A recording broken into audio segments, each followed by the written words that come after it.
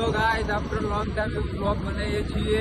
આજે સાગરભાઈ તો guys, મારે વંશ પટેલ છે.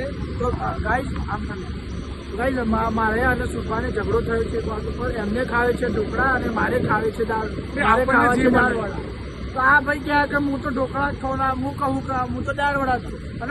અને મજાકની વાત શું કહું, બંને અમે ખાઈ બી શકીએ છીએ, પણ અમારે જોડે 100 રૂપિયા જ છે યાર. હવે આવી શકો છો ગમે તે, એક સેકન્ડ, ગમે તે એક જ આવી શકો છો ગાઈસ.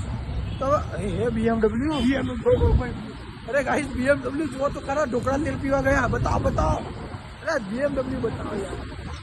તો ગાઈસ તમે જોઈ શકો છો, અમે હવે અત્યારે જઈએ છીએ માણેક ચોક. તો હવે ત્યાં જઈને અમે માણેક ચોક નહીં જતા, સાચું કે છે ઠાકરનગર જઈએ છો ભાઈ અમે. અરે ગાઈસ હું ખોટું બોલું છું કે એના માણેક ચોક નહીં કહેતા બધા. આ માનતો નહીં, તમે કોમેન્ટમાં જણાવજો, એને માણેક ચોક નહીં કહેતા. સાગરભાઈનું લોજિક ઓછું છે. પછી માણેક ચોક જોઈ નહીં, ઠક્કરનગર અરે ગાઈસ તમે કોમેન્ટમાં કહેજો માણેક ચોક છે કે નથી એ. પણ આફ્ટર લોંગ ટાઈમ એવું બ્લોગ એટલા માટે નાખ્યો. મારી ગેમ મને બોલતી હતી કે બ્લોગ ના મારા ગેમ ફોન કરે.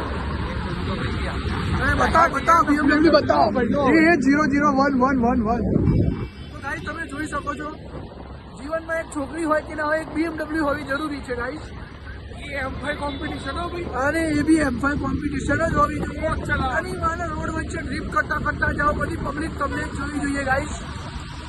કડકડતી ઠંડીમાં અમદાવાદના રસ્તાઓ પર ફરવાની મજા કંઈક અલગ. અરે બહુ મજા આવે ગાઈસ. પણ એના માટે ગાડીમાં પેટ્રોલ. આપણી ગાડી બતાવો, આપણી ગાડી. ના પેટ્રોલ નો સવાલ જ નહીં ગાઈસ. ફરવા માટે શું કહેવાનું, શું કહેવાય પેલું, ફરવા માટે પેલું એ કંઈક તો કહેવાય છે ગાઈસ. એ હોવું જોઈએ, ઈચ્છા હોવી જોઈએ, ફરવા માટેની ઈચ્છા હોવી જોઈએ. તમે જોઈ શકો છો ગાઈસ. તો અમે થોડા ના હોય તો હા ભાઈ જવા દઈએ. ગાઈસ તમે જોઈ લો, અમે જઈએ છીએ રોડ ઉપર અને BMW તો અમારી જતી રહી. ક્યાં જતી રહી એ ખબર નહીં. અમારી નથી કોકની હતી. કોકની હતી ગાઈસ. આ ભાઈ કવર પછી બધો માંગે જવા દે ના ગાડી. તો બીજી કાર્ટિકા હવે પર્ટિકારો એ પાછો ટેક્સી છે ભાઈ. ગાઈસ એક વસ્તુ તો તમને કહેવા માંગુ છું, હુઈ જાવ ને હુઈ જાવ અડધી રાતે શું જાતો આપણને કે એ શું કરે.